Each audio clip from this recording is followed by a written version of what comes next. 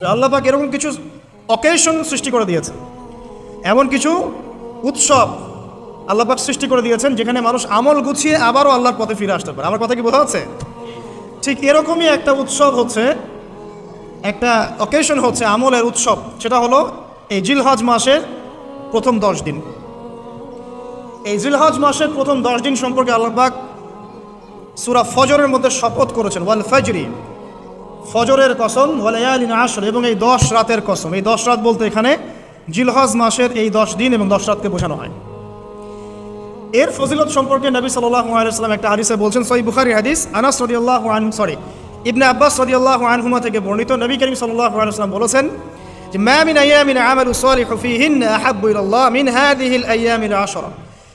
আল্লাহ পাকের কাছে এই 10 দিন অর্থাৎ জিলহজ মাসের প্রথম 10 দিনের নেক আমল যত বেশি প্রিয়, আল্লাহর কাছে জিলহজ মাসের প্রথম 10 দিনের নেক আমল যত বেশি প্রিয়, অন্য কোনো আমল এত বেশি প্রিয় না।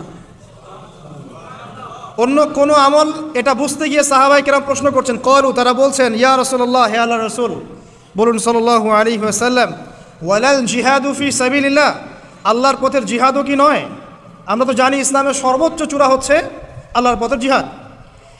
তো নবী সাল্লাল্লাহু আলাইহি ওয়াসাল্লাম বলছেন, ওয়ালাল জিহাদু ফি সাবিলিল্লাহ, আল্লাহর পথের জিহাদও নয়, আল্লাহর পথের জিহাদও নয়, ইল্লা, তবে ওই ব্যক্তির কথা ভিন্ন, রাজুলুন খরাজা বিনাফসিহি ওয়া মালিহি ফালাম ইয়ারজি মিন যালিকা বিশাই, কোন একজন ব্যক্তি যে তার জান এবং তার মাল নিয়ে আল্লাহর পথে বেরিয়ে গেছে, তারপরে কোনো কিছু নিয়ে সে ফিরে আসতে পারে নাই, মানে সে শহীদ হয়ে গেছে, এই ব্যক্তির কথা ভিন্ন।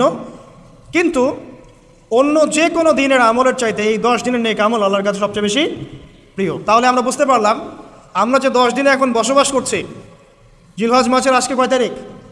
1 তারিখ। এই যে আল্লাহ পাক নিয়ামতের সাথে আমাদেরকে বাঁচিয়ে রেখেছেন, এই 10 দিন আমল করার সুযোগ দিয়েছেন, এই কৃতজ্ঞতা স্বীকার করে আমরা কিন্তু শেষ করতে পারবো না। পারবো না। প্রশ্ন হচ্ছে যে এই 10টা দিন আমরা কিভাবে কাজে লাগাতে পারি। আমি সেদিকেই যাবো ইনশাল্লাহ। তার আগে এই দিনগুলো সম্পর্কে আর কয়েকটা ফজিলতের হাদিস শুনিয়ে দিচ্ছে। তিরমিজি, ইবনে মাজাহ, মিশকাতের 128 পৃষ্ঠা একটা হাদিস এসেছে, আবু হুরায়রা রাদিয়াল্লাহু আনহু থেকে বর্ণিত, নবী করিম সাল্লাল্লাহু আলাইহি ওয়াসাল্লাম বলেছেন যে দিনসমূহের মধ্যে এমন কোনো দিন নাই, আল্লাহর দিনগুলোর মধ্যে এমন কোনো দিন নাই যেদিন ইবাদত করা আল্লাহর কাছে জিলহজের 10 দিনের ইবাদতের চেয়ে বেশি প্রিয়। কথা বুঝতে পারছেন? এরপরে নবী সাল্লাল্লাহু আলাইহি ওয়াসাল্লাম বলছেন, ইয়া আদুলু সিয়ামু কুল্লি সিয়ামিন মিনহা বিসিয়ামি সানাতিন, এই 10 দিনের একটা সিয়াম বা একটা রোজা 1 বছর রোজা রাখার সমান। এই 10 দিনের একটা রোজা 1 বছর রোজা রাখার সমান। ওয়া কিয়ামু কুল্লি লাইলাতিন ফিহা বিকিয়ামি লাইলাতুল কদর, এবং এই 10 রাতের এক রাতের কিয়াম লাইলাতুল কদরের কিয়ামের সমান। আর আমরা জানি লাইলাতুল কদর সম্পর্কে আল্লাহ পাক কি বলেছেন, লাইলাতুল কদরি খায়রুম মিন আলফি শাহর, 1000 মাসের ইবাদতের চেয়ে উত্তম। তাহলে আমরা বুঝতে পারছি যে এই 10 দিন 10 রাত কি আমল করতে হবে, এই হাদিসটা বলে দিচ্ছে, সিয়াম এবং কিয়াম। 10টা সিয়াম না পড়েন, অ্যাটলিস্ট 3টা সিয়াম পারা যাবে ইনশাআল্লাহ। পারা যাবে না? একটা সোমবার পাবো সামনে আমরা, ওটা রাখা যাবে ইনশাআল্লাহ। একটা বৃহস্পতিবার পাবেন, সেটাও রাখা যাবে ইনশাআল্লাহ। আর আরাফার সিয়াম পাবেন ইনশাআল্লাহ। আরাফার সিয়াম রাখলে আগের 1 বছর, পরের 1 বছর, 2 বছরের গুনাহ মাফ হয়ে যাবে ইনশাআল্লাহ আযজা ওয়া জাল্লা। আর কিয়াম সম্পর্কে আমি সামনে বলছি ইনশাআল্লাহ তাআলা। এরপরে বাইহাকির একটা বর্ণনা আছে যে জিলহজ মাসের প্রথম দশকের রাতে, জিলহজ মাসের প্রথম দশকের রাতের প্রত্যেকটা নেক আমলকে 10 দিয়ে গুণ করা হয়, 10 গুণ বৃদ্ধি করা হয়। সুবহানাল্লাহ। আরও আছে বাইহাকি এবং ইসবাহানির বিশুদ্ধ সনদে হযরত আনাস বিন মালিক রাদিয়াল্লাহু আনহু থেকে বর্ণিত আছে, জিলহজ মাসের প্রথম দশকের প্রতিদিন 1000 দিনের সমান, মানে প্রতিদিনের আমল 1000 দিন আমলের সমান, এবং আরাফার দিনের মর্যাদা 10,000 দিনের সমান। আরাফার দিন যে ব্যক্তি ইবাদত করবে ইনশাআল্লাহ তাআলা, সে 10,000 দিন ইবাদতের নেকি পাবে ইনশাআল্লাহ আযজা ওয়া জাল্লা। তো প্রথম কি করতে হবে সেটা এই হাদিস থেকে বোঝা যাচ্ছে। হাদিসটা কি? উম্মে সালামা রাদিয়াল্লাহু আনহা থেকে বর্ণিত, নবী সাল্লাল্লাহু আলাইহি ওয়াসাল্লাম বলছেন যে জিলহজ মাসের চাঁদ যে ব্যক্তি দেখবে, সে যেন তার নখ এবং তার চুল এগুলো যেন আর না কাটে। চাঁদ দেখে ফেলেছেন, কোরবানি করা পর্যন্ত এখন চুল আর নখ যেন সে না কাটে। যদি না কাটেন তাহলে কি হবে? আপনি একটা পূর্ণাঙ্গ কোরবানির নেকি পাবেন ইনশাআল্লাহ। আর একটা কোরবানির নেকি কি জানেন? কোরবানির পশুর গায়ে যতগুলো লোমকূপ আছে ততগুলো নেকি আপনার আমলনামায় যুক্ত হবে ইনশাআল্লাহ আজ্জা ওয়া জাল। এগুলো হাদিস। এখন আমরা প্র্যাকটিক্যাল কিছু কথায় আসি যে কিভাবে আমরা এই 10টা দিনকে কাজে লাগাতে পারি। আমি সবার আগে দোয়া করছি আল্লাহ পাক যেন আমাকে সবার আগে এর উপর আমল করা তৌফিক দান করেন, আমার পরিবারকে তৌফিক দান করেন, এবং অতঃপর আপনাদের সবাইকে যেন আল্লাহ পাক এই তৌফিক দান করেন, আমিন। 1 নাম্বার, যদিও কাজটা খুব ডিফিকাল্ট এবং এই যুগে এই জেনারেশনের জন্য কাজটা অনেক বেশি ডিফিকাল্ট, অলমোস্ট ইম্পসিবলের মতো, সেটা হচ্ছে এশার নামাজের পরপর ঘুমিয়ে যাওয়া। তাই না ভাই? এই কাজটা এখন কোয়াইট ইম্পসিবল, এশার নামাজের পরপর ঘুমিয়ে যাওয়া। কিন্তু চেষ্টা করতে হবে, আল্লাহ তৌফিক দান করুক, 10টা 11টার মধ্যেই যেন আমরা ঘুমিয়ে পড়তে পারি। আল্লাহ তৌফিক দান করুন, সবার আগে যেন আমাকে তৌফিক দান করে। কোনো কোনো রাত এমনও কেটে যায় ফজরের নামাজ পড়তে হবে জন্য সারা রাত জেগে থাকতে হচ্ছে। আর আমাদের সময়ে বারাকা কমে গেছে, জানেন? আমাদের সময়ের মধ্যে বারাকা কমে গেছে, এটাও কিয়ামতের সাইন। নবী সাল্লাল্লাহু আলাইহি ওয়াসাল্লাম বলেছিলেন কিয়ামতের আগে আগে একটা বছর একটা মাসের মতো চলে যাবে, একটা মাস একটা সপ্তাহের মতো যাবে, একটা সপ্তাহ একটা দিনের মতো চলে যাবে, একটা দিন একটা ঘন্টার মতো চলে যাবে। তাই হচ্ছে না এখন? এই 7 দিন আগে আমরা জুমা পড়লাম, দেখেন 7 দিন। এই যে গত কয়দিন আগেই আপনি কুরবানির পশু জবাই করলেন, আবার কুরবানির ঈদ আপনার সামনে।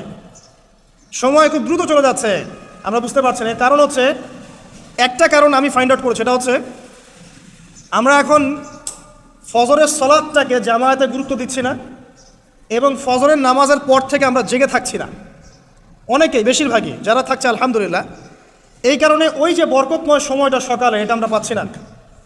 এই কারণে দিনটা আমাদের ছোট হয়ে আসছে, দিনে কাজগুলো আমরা শেষ করতে পারছি না, রাত জাগতে হচ্ছে, আর রাত জাগলে তো ফজরে ওঠা সম্ভব হচ্ছে না। সো এই সমস্যাটা হচ্ছে ফজর কেন্দ্রিক, ফজরটাকে গুরুত্ব দিতে হবে সবচেয়ে বেশি। আল্লাহ পাক আমাকে তৌফিক দেখ, আপনাদের সবাইকে তৌফিক দান করুন। এই 10টা দিন আমরা প্র্যাকটিস করবো ইনশাআল্লাহ। রমাদান মাসে আমরা যেমন প্র্যাকটিস করেছিলাম 1 মাস আল্লাহর আনুগত্যের, এই 10টা দিন উৎসবের উৎসাহ নিয়ে আমরা আবার প্র্যাকটিস করবো ইনশাআল্লাহু আজ্জা ওয়া জাল। আর এই বিষয়গুলো বেশি বেশি প্রচার করবেন অনলাইনে, কারণ আমাদের জাতিটা, আমি জানি না সৌভাগ্য না দুর্ভাগ্য, আমরা খুব ইস্যু পাগল যাতে ইস্যু একটা ধরিয়ে দিবেন, এটা নিয়ে আসতে থাকবে, যে কোনো ইস্যু। নবী সাল্লাল্লাহু আলাইহি ওয়াসাল্লামকে অবমাননা করা হয়েছিল, এখন কয়জনের মনে আছে? মনে আছে কয়জনের? তারপরে ইস্যু চলে আসলো বন্যা, এখন কয়জনের মনে আছে যে বন্যা হয়েছিল? এখন আছে সেতু, এটা নিয়ে সবাই কথাবার্তা বলছে। এরপরে দেখবেন আরেকটা নতুন ইস্যু, সেতুর কথা মানুষ বলে যাবে। আমরা কেন জানি সাইকোলজিক্যালি এমন হয়ে গেছে যে ইস্যু একটা ধরিয়ে দিলেই 5 দিন 7 দিন 10 দিন কথা বলতে থাকি, আবার ইস্যুও শেষ, কথা বলাও শেষ, মানুষ ভুলে যায়। তো এই কারণে মনে করিয়ে দেওয়ার স্বার্থে জিলহজের 10 দিনের ফজিলত আমাদের সবাইকে মনে করিয়ে দেওয়া লাগবে, ঠিক আছে? অনলাইন অফলাইনে সবাই প্রচার করবেন, এই 10 দিন নেক আমলের জন্য একটা উৎসবের উপহার আল্লাহর পক্ষ থেকে। এই 10টা দিন যেন আমরা আল্লাহর পক্ষ থেকে এই উপহারকে কাজে লাগাই, বেশি বেশি নেক আমল করি, পরকালতে গুছিয়ে নেই। পারবো না ইনশাআল্লাহ? ইনশাআল্লাহ। প্রথম কাজ, আর্লি ঘুমিয়ে যাওয়ার চেষ্টা করা। 2 নাম্বার, ফজরের নামাজের মিনিমাম আধা ঘন্টা আগে ঘুম থেকে ওঠার চেষ্টা করা।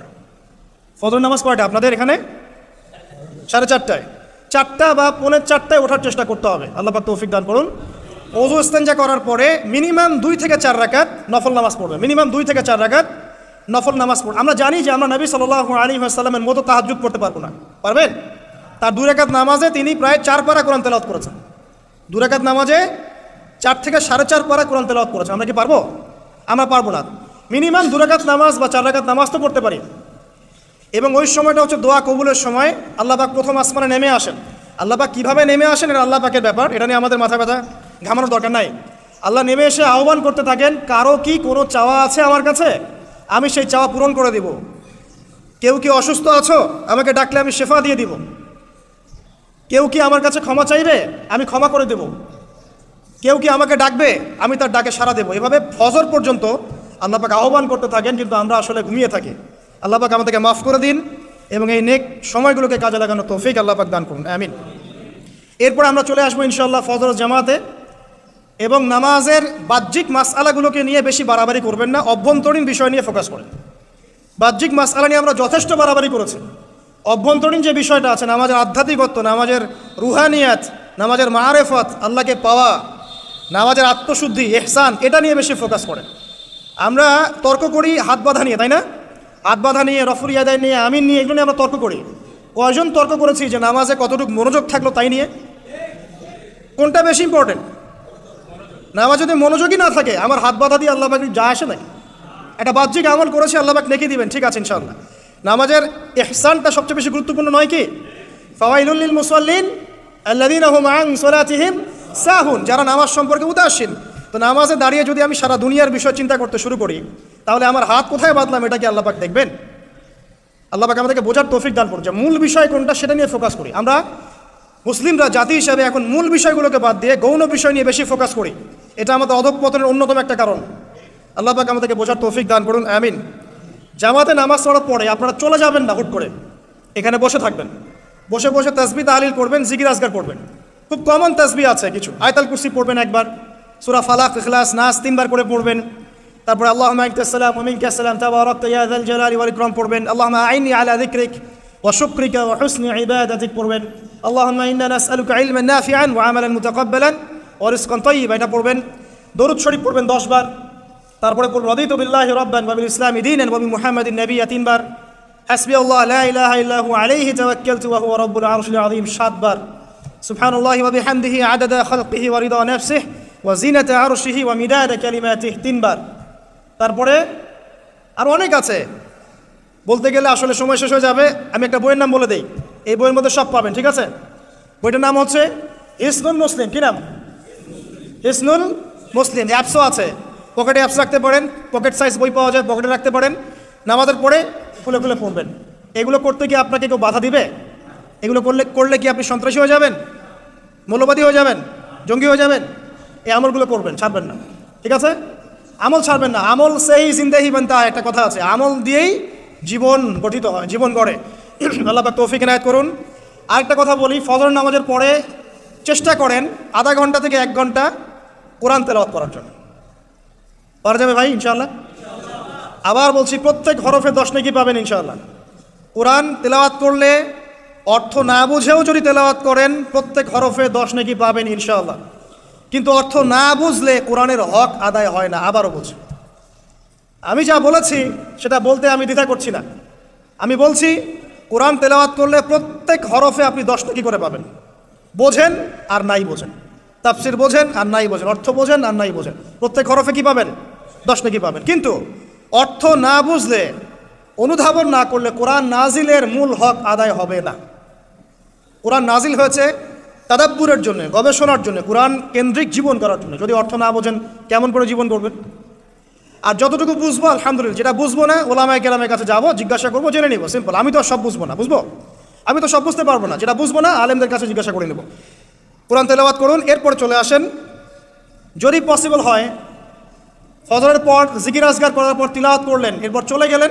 যাওয়ার আগে, মসজিদ থেকে যাওয়ার আগে আপনি অন্তত 2টা রাকাত এই ইশরাকের নামাজ পড়ুন। কিসের নামাজ? ইশরাক।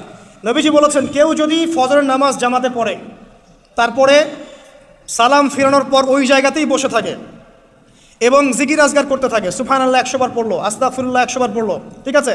লা ইলাহা ইল্লাল্লাহু ওয়াহদাহু লা শারীকা লাহু লাহুল মুলকু ওয়া লাহুল হামদু ওয়া হুয়া আলা কুল্লি শাইইন কাদির, এগুলো পড়লো। তারপরে ধরেন দরুদ শরীফ পড়লো ইত্যাদি। জিকির আজগার শেষ করে সূর্য উঠে যাওয়ার পরে সে যদি 2 রাকাত নামাজ পড়ে, মাত্র 2 রাকাত, সে ফিরে যাবে একটা কবুল হজ, একটা কবুল ওমরার নেকি নিয়ে ফিরবে ইনশাআল্লাহ। আরেকটা নামাজ আছে, যদি পসিবল হয় পড়তে পারেন, 8টা থেকে 10টার মধ্যে পড়ে ফেললে ভালো, এরপরে সূর্য উঠে যায়, সূর্য গরম হয়ে যায়। সেটা হলো আপনার এই চাশতের নামাজ, যেটাকে আমরা বলি সলাতুদ দুহা, চাশতের নামাজ। আমরা অনেকে রিজিকের সমস্যায় ভুগি না? দারিদ্রতা, রিজিকের সমস্যা, আমাদের অভাব, এই সমস্যা আছে না? চাশতের নামাজ যে ব্যক্তি নিয়মিত পড়বে তাকে 2টা ফজিলত দেওয়া হয়। কয়টা ফজিলত? চাশতের নামাজ যে ব্যক্তি নিয়মিত পড়ে তার 2টা স্পেশাল ফজিলত। 1, তাকে দ্বীনের জ্ঞান দেওয়া হবে, ইলম মুখস্থ ক্ষমতা দেওয়া হবে, আপনি হিফজ ক্ষমতা বেড়ে যাবে, কোরআন সুন্নাহ মুখস্থ রাখতে পারবেন ভালো ইনশাআল্লাহ, আল্লাহর পক্ষ থেকে বুঝ দেওয়া হবে। আরেকটা হচ্ছে আপনার দারিদ্রতা আল্লাহ পাক দূর করে দেবেন। এগুলো পরীক্ষিত আমল ভাই, এগুলো কোনো গাল গল্প বলছি না, এগুলো পরীক্ষিত। আরেকটা আছে, সূরা ওয়াকিয়া রাতে তেলাওয়াত করেন, সূরা ইযা ওয়াকাআতিল ওয়াকিয়া লাইসা লিওয়াকাআতিহা কাযিবা, এই সূরাটা আপনি তেলাওয়াত করেন, দেখবেন দারিদ্রতা চলে যাবে ইনশাআল্লাহু আজ্জা ওয়া জাল, চলে যাবেই ইনশাআল্লাহ। এবার আসুন কোরআন তেলাওয়াত নিয়ে দুটো কথা বলে দেই। কিছু কিছু সূরার কিছু কিছু অংশ মুখস্থ করে ফেলার চেষ্টা করেন। প্রত্যেক দিন এই অংশটুকু আপনি নিজে তেলাওয়াত করবেন। ফর এক্সাম্পল, সূরা বাকারার প্রথম 5টা আয়াত, তারপরে আয়াতুল কুরসি 255 নম্বর আয়াত, সূরা বাকারার শেষের 3টা আয়াত, সূরাতুল আলী ইমরান শেষের 10 আয়াত, সূরা কাহাফ প্রথম 10 শেষের 10, সূরা মুমিনুন শেষের 5-7টা আয়াত, সূরা তাওবার শেষ পৃষ্ঠা, সূরা আহজাবের শেষ পৃষ্ঠা, সূরা ফালাক, সূরা নাস, সূরা ইখলাস, সূরা কাফিরুন, সূরা জিন এর প্রথম 10টা-20টা আয়াত, এছাড়া আরও সূরা হাশর শেষের 5-7টা আয়াত। এগুলো মুখস্থ করে ফেলেন। প্রতিদিন এগুলো আপনি চর্চা করবেন, পারবেন ইনশাআল্লাহ। প্রত্যেক দিন যদি কোরআন তেলাওয়াত করেন একটা নেকি আছে, একটা ফজিলত স্পেশাল, সেটা হলো কোরআন কিয়ামতের মাঠে আপনার পক্ষে সুপারিশ করবে। আর কোরআন যার পক্ষে সুপারিশ করবে ইনশাআল্লাহ তাআলা সে জান্নাতে চলে যাবেই ইনশাআল্লাহ। আর কোরআন যার বিপক্ষে সুপারিশ করবে তার কি জান্নাতে যাওয়ার কোনো সুযোগ আছে ভাই?